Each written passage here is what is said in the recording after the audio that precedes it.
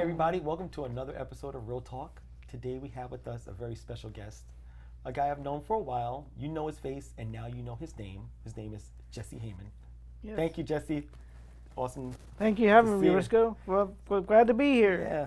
I've heard a lot about Real Talk. I've been watching a lot of the episodes, and I'm looking forward to how we get into wherever this goes.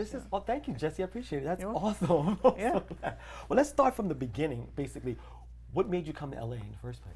Well, I always had a passion for movies. Enjoyed watching them. I've always enjoyed seeing the behind the scenes process. You know, footages they would do of like behind the scenes interviews and all that. And I was like, well, I could totally do that. I want to do something that I've always been wanting to like entertain people and make people happy and take care of people through my stories and through my ideas and through just entertainment. So, you are the world's greatest extra. Yes. And that was from that video from the guy from Sweden, I think. Yes. And Wilhelm Hempel. Wow, that's awesome.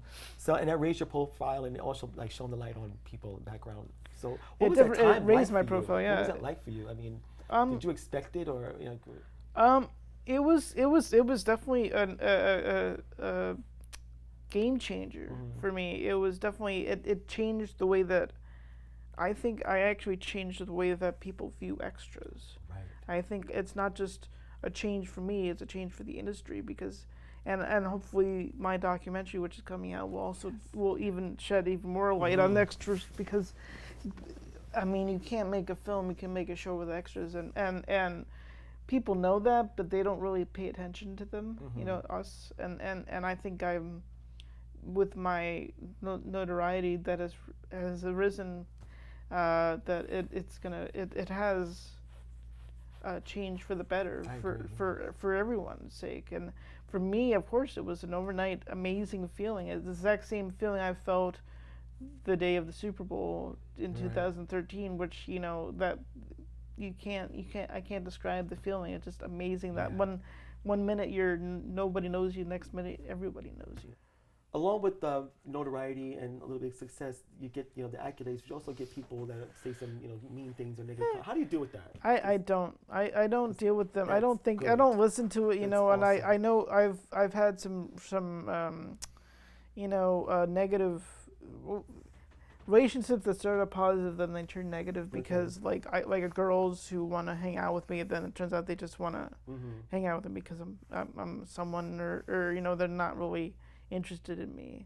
I'm 37. I'm trying to find a girl that wants to settle down. That's not just a girl. That's she wants to get married and have kids and all that stuff. And and it's hard when they're just trying to take advantage of me. Well, it's good you can see it though. Sometimes it's hard for me to see, but and there's there are people like that in Hollywood of all types, not just girls. And it's and that you just have to watch yourself. What was the main question? Okay. How do you deal with negativity? Oh yeah, negativity. See, I forget. I just. That's ultimate. You said you don't. I'd like to say because you can't make people change their minds if they don't like you. You're not going to change their mind. It's like telling someone you don't believe in God or something. It's not going to change their belief in God. That's the way you just have to respect people for having their own opinion, and and you say, hey, if you don't like something that I'm doing, go out there, do it yourself. I'm not saying that, but I'm just saying, it's not that. It's not that easy for me. It's a hard business. It's a hard business, and that is part of the hardness of the business. Is you can't make everybody happy, even if you wanted to. Someone's going to be pissed at you for something. You have no control over it. But that's what you got to remember, is you have no control over it. You only have control over yourself and make yourself happy, and make your family happy, and make your family make sure that they're secure and they're going to be well off when I'm gone. I mean, you really don't have time in an actor's in my life to really worry about negative people and their agendas. Well, I think this might be our last question, but what is the biggest misconception about you, pro or con? You can pick. What is the biggest misconception about me? That's a good question. Maybe a misconception is maybe that they think that I'm not. Sometimes I come off as maybe not as appreciative as I should be. Okay. Sometimes maybe, Okay. or that which is totally from the truth, because I appreciate everything.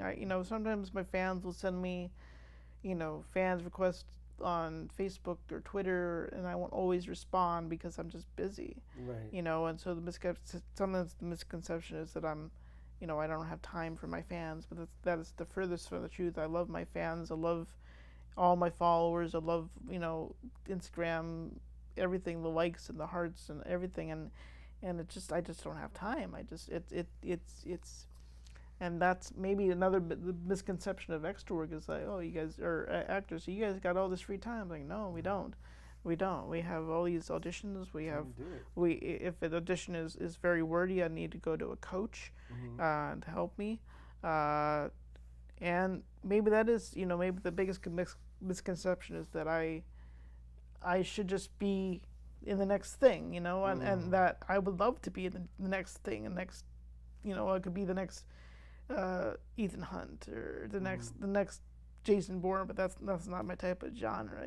I'd love to be an Apatow guy that that they would, as maybe an Apatow alternate, that will come in on shows when some of the other guys are doing like Oscar films. I don't know, but I'm saying it's like, so I think hopefully that there's not that many. The misconceptions about me are only being directed by fans or by media, and not by Hollywood insiders and people that have an interest in my career. Right. Because hopefully my phone keeps ringing like this. Right. Exactly. So hopefully the misconception is that I'm just sitting around waiting for things to happen. That's not true, because things keep happening for me. Right. Okay. Well, I gotta tell you, it's not a misconception. You're a great guy, and you are the world's greatest extra on your way to becoming the world's greatest actor, director, and writer. Thank you. And I really appreciate you being here, Jesse. Thank you very much for having me. Yeah, thank you so much. I'm glad to be here.